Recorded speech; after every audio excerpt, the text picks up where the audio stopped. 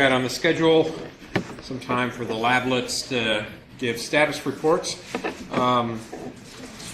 Since most of you know what's going on, mine will be brief. I'll just review the projects that we have. One's on data-driven model-based decision-making based on quantifiable security. That's the one where the folks are looking at piles of data on activity in networks and building models to detect the presence of intruders before they do bad things, so we can work on cutting them off at the pass before they do bad things. Science of human circumvention of security. There's Jim. He's the guy to talk to on that project on that. Some really interesting stuff on human behavior with respect to security. Hypothesis testing framework for network security. I saw Brighton was here. There's Brighton in the back, so he's leading that project. So making sense of the rules and policies that govern a network so that you can reason about the behavior of that network. Data-driven security models and analysis. That's Bill Sanders' project. So Bill gave some details on what's happening there. Dynamic, static analysis of security metrics for cyber-physical systems. Cheyenne was here. Cheyenne's not here, and he's the one that's leading that project. Interesting stuff there that's combining continuous models based in control theory with discrete models that describe computer systems, and then analyzing the properties of the state spaces that these systems so described can navigate with some metrics about how close they come to places you don't want to be in that state space, bad places. So that's interesting stuff. And then we have a new project just for the remaining time, and that's anonymous messaging.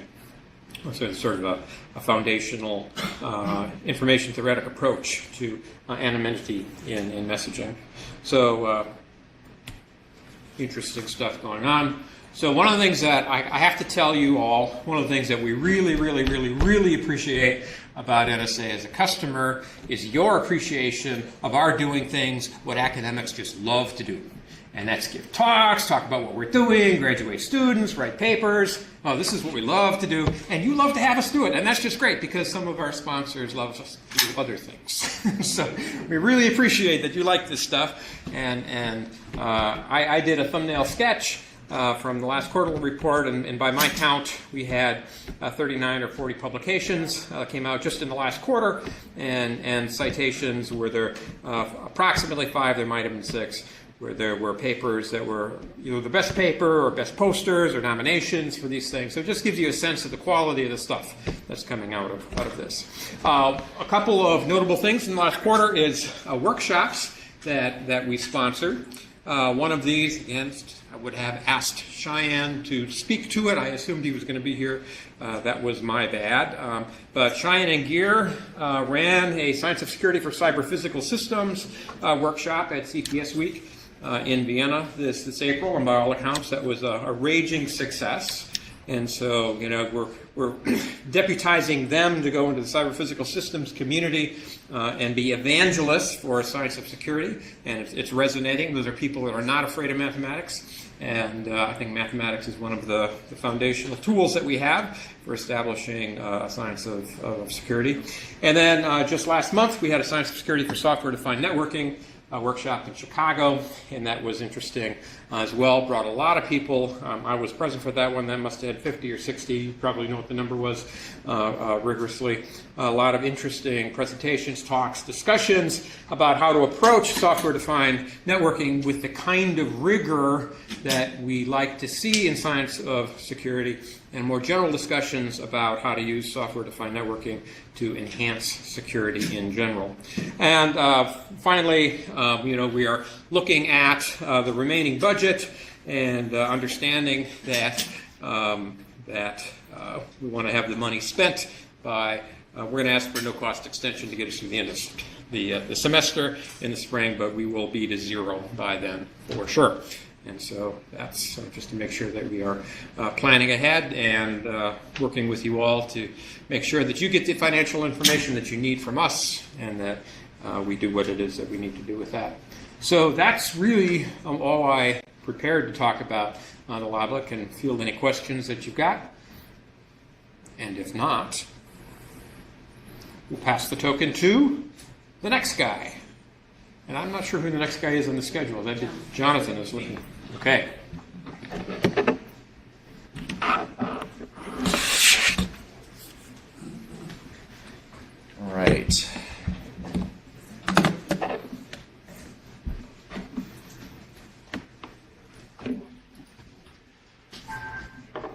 Oh, wow. I'm used to finding an old-fashioned connector.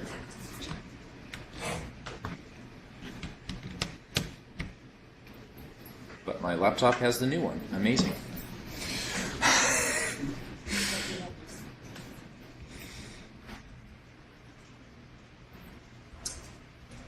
Okay.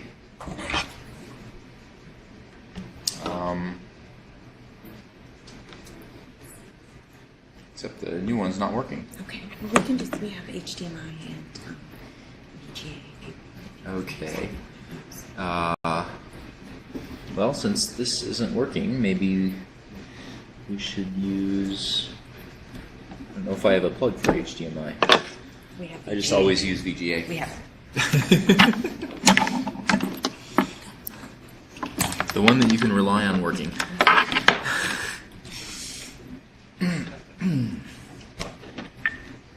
All right. Sure enough. Okay, good. So I'll talk about the Lablet at Carnegie Mellon. We had a number of highlights in the last year. One big part was hosting Hot Sauce 2016 in Pittsburgh.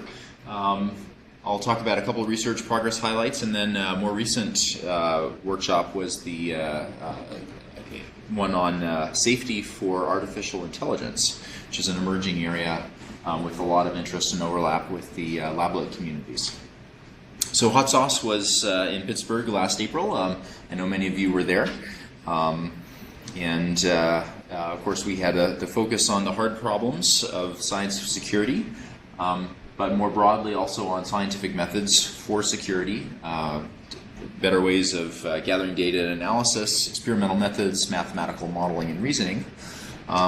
So we had a strong set of reviewers for the program committee and organizing committee. Bill Shirless headed everything up here. His name should be in lights on this page, and somehow he avoided all the mention except the being co-chair of the program committee, but he really led the charge. So we had started with an evening reception at Phipps, which is our botanical conservatory, and had a set of great keynotes. So Lori Craner talked about how you go from empirical studies of software and use that to inform public policy. She is now the chief technologist for the FTC. This is a recent thing, but she's having kind of an outsized influence based on good scientific work and usable security and privacy that has come out of the Lablet as among other sponsors. So it's great to see that having impact. A number of papers, you can see them. Some other interesting keynotes. Greg Shannon talked about the Federal Cybersecurity Research and Development Strategic Plan. There was a couple of tutorials. This is one by one of our graduate students, but very, very polished presentation on analysis of qualitative data and security. Christos Floutsos talked about some of his work detecting anomaly in large graphs. Another set of papers, and Matt Briggs talked about, gave us a speech on the threat environment. So overall, we had 9 published peer-reviewed papers supporting research from all over, 15 posters in addition, and the 4 keynotes and a couple of tutorials. So I really enjoyed the event. I thought it was packed with kind of a good variety of technical work and demonstrations of how the science of security is having an impact. We have a good set of Lablet projects. Here's a matrix of the leaders and topics, we're touching on all the hard problems in one way or another. Definitely an emphasis on composability, but some on just about everything. Some highlights. You've already heard from Travis Sprow yesterday and David today about some of their projects' great work. A couple from other projects. Anupam Datta and Minjia have been doing some really interesting work on composition of systems and policies. So they actually can enforce secure object abstractions, the kind of things you would put in a high-level language and enforce in a high-level language typically. But they can actually do it in C or in even restricted versions of assembly code. So it's really neat technology, providing compositional verification of security without sacrificing performance. Something I'm very excited about in one of my projects is some emerging work on immutability. Immutability has a lot of benefits for mathematical reasoning, for security because you can rely on it not changing, and for concurrency, and thus for avoiding kind of the race condition problems that often come up in concurrent systems. We really there's been a lot of work on languages and immutability. We had an interesting study in ICSI where we actually took experienced programmers and interviewed them, and then did some lab studies as well, looking at the usability of existing immutability systems, and also what people need out of it. Some of the key results we got is, first of all, you really need strong semantics to get value out of immutability. So something like const, which in C++, which applies to one particular object or one particular field, is not going to give you as much value as talking about a whole data structure being immutable and everything kind of reachable from it, right? Because if you have the transitive notion of immutability, you can actually package up something and pass it to another thread, and you know that's safe. So we're actually building a lightweight type system that also captures another issue, which is keeping things simple so they're actually usable. And we're right in the middle of both kind of a theoretical analysis of the type system and some user studies with it, and hope to have some more results on that soon. Something exciting this summer is we have an REU program, so a bunch of undergrads coming and visiting us. It's a program that crosses over between the Lablet. There's an NSF REU grant, some other projects, but many of the students are in Lablet projects. We got some really excellent students, actually over 100 applicants, so it was very competitive. But part of the goal here was actually broadening the pipeline of computing, getting more people involved in computer science, and specifically in software engineering and security. So that's something I'm really excited about. I think that'll pay dividends when we get some of those students coming back into the community as grad students, and so on. I already mentioned other community impact. Lori as chief technologist. She's actually still around at CMU, so she's participating in the Lablet and in advising her students. We have some keynotes, some other conferences we've organized. Let me talk about one notable event that just happened last month. This is the SAFE Artificial Intelligence Workshop. There's been scary stories about robots taking over the world for a very long time. Interesting scientific speculation, of course, from those like Isaac Asimov, who talked about what should the laws of robotics be for safety. This has been a theme in the literature for a long time. We're actually discussing it from a scientific point of view now. And so there was a workshop co-sponsored by the SOS Lablets and organized along with the White House Office of Science and Technology Policy. And the basic idea is, how can we advance engineering of artificial intelligence systems with safety and security systems integrated from the outset, right? How can we how can we, you could call it the science of building secure AI, safe and secure AI systems. And I think that is a very big challenge. So there's a lot of interesting connections. We had you can see a few of the names here who were involved in offering perspectives and in some cases very detailed focus topics within this area. But there were a number of themes, looking at, first of all, what are the applications of AI? What are the safety requirements we want from those applications?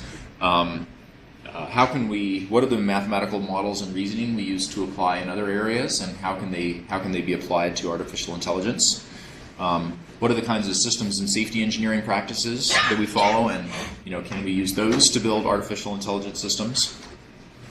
So it was definitely an interesting exchange with a lot of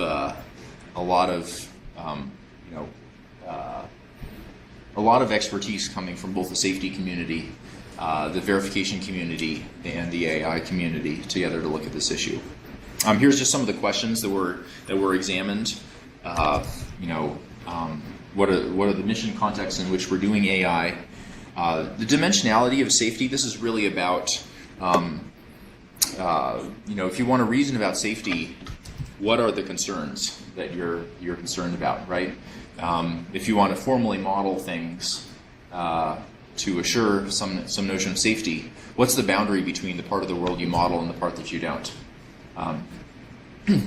So that's something that's not always been clear in, it's challenging in every setting, but I think in artificial intelligence, when it's often not, it may not be clear exactly how the AI algorithms do the jobs that they're doing. It's even more challenging to do this kind of reasoning. So that actually leads to another issue, which is how do we pierce the opacity of modern systems, right? How do we understand what these AI systems are really doing so that we can, impose verification ideas onto that process? Modeling of various things. How do we choose our models? A classic problem, but something that has new applications in AI and actually old connections with AI, right? When we do theorem proving, we think of that as verification today, but it started out as search for proofs, and search is classic AI. So the connections in these fields really go way back, but we're now looking at the intersection in new kinds of ways. So finally, systems engineering. Are there architectural features that we can leverage as we build AI systems to provide safety? What about other kinds of practices? How can we integrate those? David, I know you were at a couple of sessions. Do you have anything to add? No, I think you covered it pretty well, but I was impressed at the very broad presentation. Government, industry, it was really a very interesting coming together of communities there. It'd be nice to see if that continues in that way. Yeah. Any takeaways from it? Any conclusions? There's a lot of good work going on, but not a lot of crosstalk as far as I can tell. Yeah, my sense was this was a way of getting people in the same room and to understand each other, and it's probably going to take more back and forths before you get to something that you could really call a conclusion. But the first step is speaking the same language and recognizing there are interesting problems in this intersection. So that is probably the main takeaway. I thought one of the issues that was interesting was the modeling and how much do you trust the models when you start turning things over to machines. Right. Interesting discussion. Right, and I think there's an interesting... Self-driving cars was the particular topic. Yeah, there's an interesting... that relates to the opacity of the artificial intelligence methods, right? In many modern methods, there are statistical roots to them, and we don't understand them from a kind of traditional logical perspective that we usually take in verification. So we need to find new ways of reasoning about that. You want to go first, Dave? Go ahead.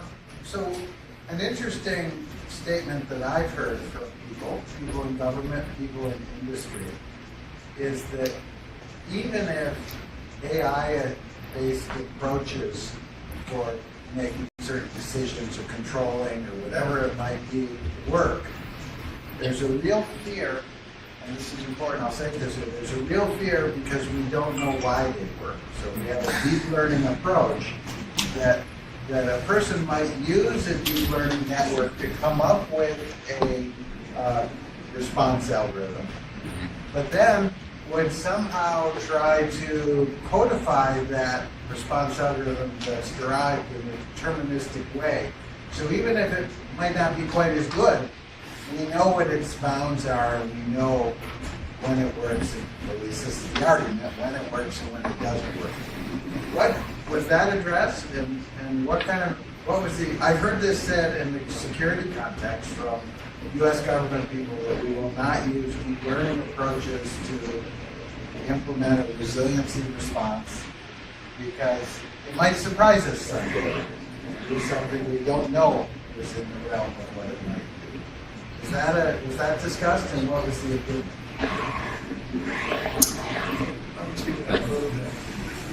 I think the approach is fit into two categories. One was after the fact. I've got my system, how would I test it to, for example, detect biases?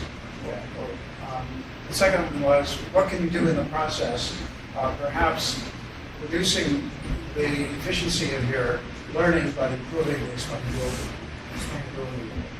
So you build into the mechanism a little bit more self-scrutiny into what's going on. That's very general, and it was instantiated in a couple ways.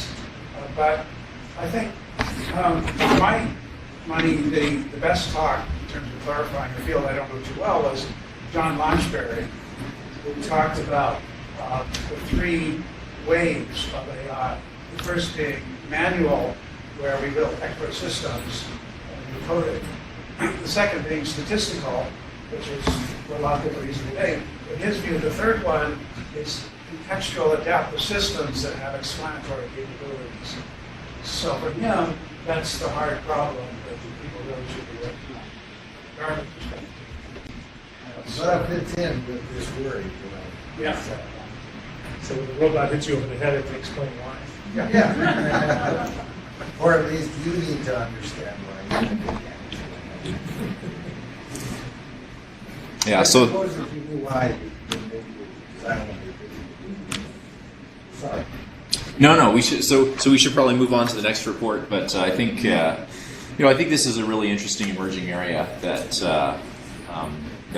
in which there could be more engagement between the Lablet community and particularly for security-focused interests, right? AI for security. So with that, I'll pass it on. And Uninder?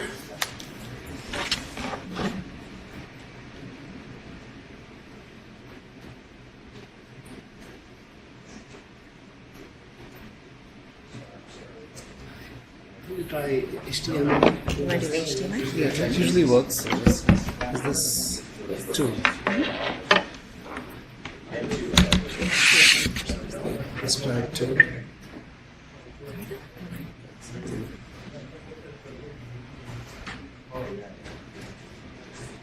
Hi everyone. Thanks for sticking around till nearly the end. So I decided to give a summary that mainly highlights. I'll just talk about a few projects and conclude with a discussion of some community aspects.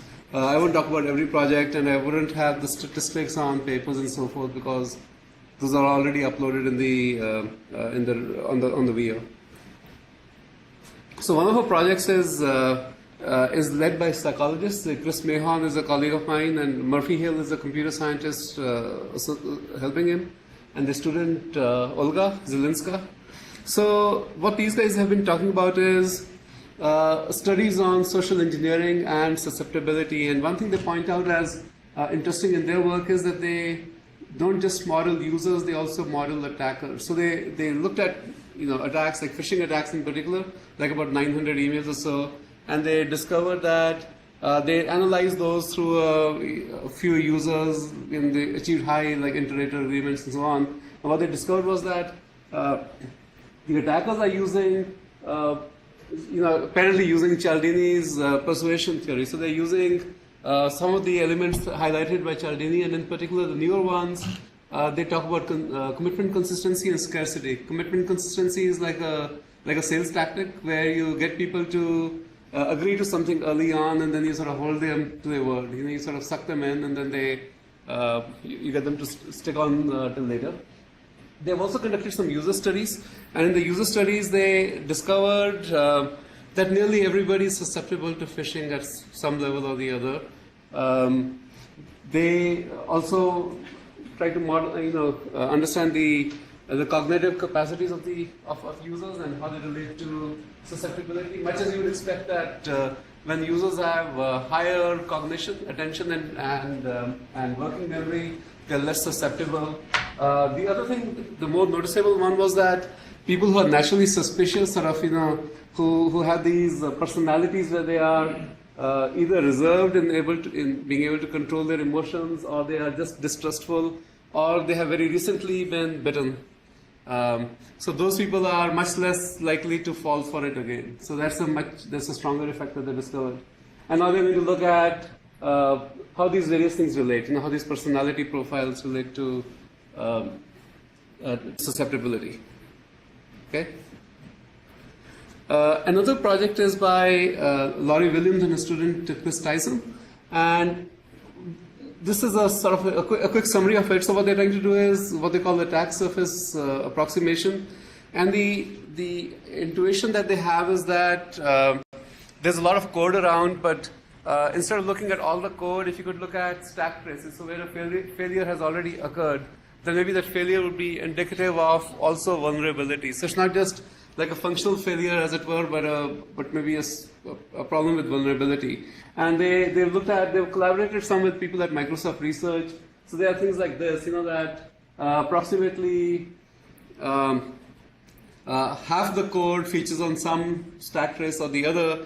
But if they were to look for vulnerability fixes, then a large percentage of that code will show up on stack traces. So in a way, what they're hoping is that they can use it as a way to guide software analysis, to vulnerability analysis. So they can guide it to improve the efficiency and maybe find the more likely breaking points. Does that 94.8% mean before or after the vulnerability was fixed? I think they looked at the code bases that they have. So the 48% is of the code would have occurred on some stack trace. 48% of all the Windows code.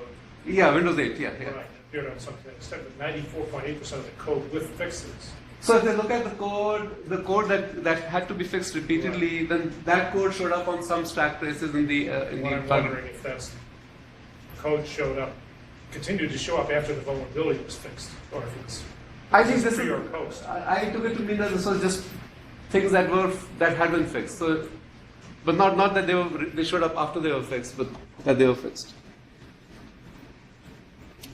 Another project, this is one we started in January, so this is by my colleague Jessica Stadden, and working with her was a GRA, actually one of my former students, Pradeep Murukanaya. So what they addressed was the problem of coming up with a way, like a community tool, as it were, to support research into privacy. And in particular, there are all kinds of security incidents databases, but there's hardly anything that pertains to privacy.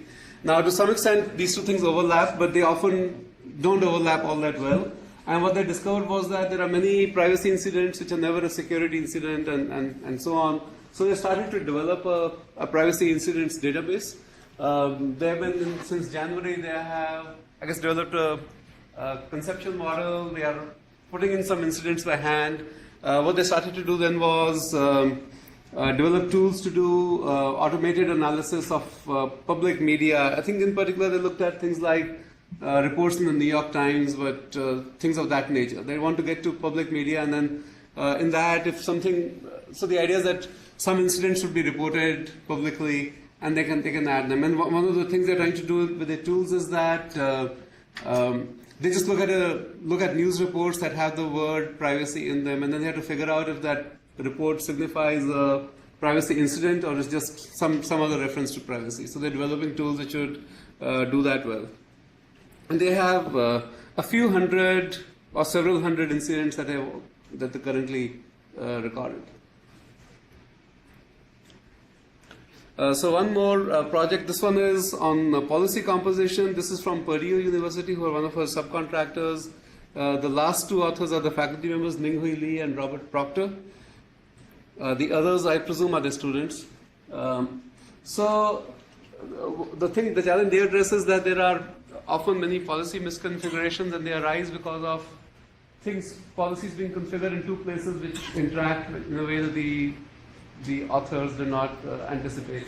So one example they give is that there may be one place where you grant a program or an app a write permission, another place where you grant it open read permission, and you pull these together. Now this program is able to change or delete a file which we never have intended originally. So they had developed a tool because these policies are not in one place. So they developed a tool to extract these policies, discover these kinds of implied or implicit compositions, and they're trying to figure out how to deal with such cases where the composition is granting more privileges, than was intended. And of course, the risk is that if you go and mess with one of these, then you might break an app that's already working. So that's what they're working with, and this is in collaboration with Samsung. Okay, so here's a project that Oscar Kafala, who's our postdoc sitting there, Neeraj Meri, a student of mine, and I've been working on. It's just recently appearing. And this is because it's Oscar, I also have access to the pictures for this. It's the only one with the picture. So the basic motivation in this work is that we've been trying to formalize socio-technical systems, and we just want to, what happens in a lot of traditional software engineering methodologies is that they do recognize that there's a social layer, but then they compile it out when they come to the software layer. And what we are trying to do is keep the social tier and the technical tier as sort of available at runtime to reason about formally. So we're trying to capture those. So our stakeholders have some requirements. They describe a system in terms of the norms which regulate interactions here, in some software mechanisms which determine how these functional components compute, and then some assumptions under which those requirements should be met. And an example of what we have done is that we have an approach to refine STS specifications. So this example is derived from something that comes out of HIPAA. That in the case of a federal emergency, hospital and all have different treatment of information sharing for patients, and so things of that broad. I think this is just about emergencies, it's not about disasters. So this particular one is just about emergencies. Each of these blobs is one specification of a socio-technical system. Very briefly, I'll talk about this one. Very briefly, what it's saying is it's describing some assumptions. So like in this case, the assumption is that if there's a power failure, then you cannot be logged in at the time because the computer is off. So we have an assumption. We have some notion of mechanisms. In this case, the mechanism is that you can obtain consent from a patient. And then there are these normative requirements which say, who's authorized to do what, who's committed to doing what, who's prohibited from what. And so from each block, we start with some authorization and prohibitions. We discover that we can't satisfy all of our requirements, so these ours are the requirements. And we say, okay, in order to satisfy a requirement, let's apply a design pattern, modify the norm somewhat. We still can't satisfy them, modify the norm some more, and so gradually work our way up to a solution. We also adapted this work, which is appearing next in September, which deals with modeling misuses. So we want to understand not just security flaws, but users doing things they should not be doing. And so if they violate a commitment or a prohibition, then it's often a violation by a user. So we are looking at that. And our broader goal is to have a formal theory that incorporates the human element on par with the technical element, as opposed to leaving the human element purely to the psychological studies, to put it into the computational model. Okay, so in that case, let me go to the last slide I have, which is on community engagement. This quarter, like the previous years, we've organized a summer research workshop, which is focused on doing good science. It's about analyzing papers that have appeared in security conferences. It's about scientific methodology in the abstract sense, and then about determining if a certain paper would meet our expectations of what it means to be good science. Even though it's obviously we're looking at papers that have appeared in the best venues that you can think of. So at some level they are good contributions, but they may not always be. They may not always have the features that you're looking for in terms of scientific research being reproducible and so on. So we dwell on that a bit, and then in this particular workshop, we also had an industry panel with 5 participants from leading sort of industries that pertain to security. I would say one of them specifically on cybersecurity from IBM's security group, and the others from more application domains. 3 of them from application domains. And we continue to have ongoing interactions with industry. We also have interactions with NSA. Besides the people here, we interact with the Laboratory for Analytic Sciences, which is based on our campus. So their members come to our meetings from time to time, and especially the industry, the workshops that we organize. They sometimes ask us for papers and findings that they want to apply in their high site. So we don't know what exactly they do, but they do ask for what we are doing, and they take it up. We also had Brad Martin stop by, I think partly because of LAS. This summer we've had a smallish REU thing going, which is, I think overall it's large but smallish in pertaining to the security aspects of it. We do have female and minority students involved in that effort. As a plug, we have this industry day coming up in about 2.5 months. This will involve a bunch of Pecha Kucha presentations by students. If you haven't encountered Pecha Kucha before, it's a Japanese architectural kind of a theme for giving presentations in which the slides are put on auto forward at 20 seconds. So you get 20 seconds, you get 20 slides, and they just scroll on. So either you say, if the idea is you should not be saying too many words, but for architects you put up a picture and you show this is my building and this is his building. But computer scientists, of course, speak up a bit. But the idea is it makes for very dynamic presentations, which had to be prepared over. It takes about a month to prepare them, to distill everything down to 400 seconds. And then we have industry presentations. Industry guys usually don't do the 20 by 20. They give them more time. So if any of you is able to attend, that'd be great. That's all I have. Okay. All right, now I'll move away for Jonathan.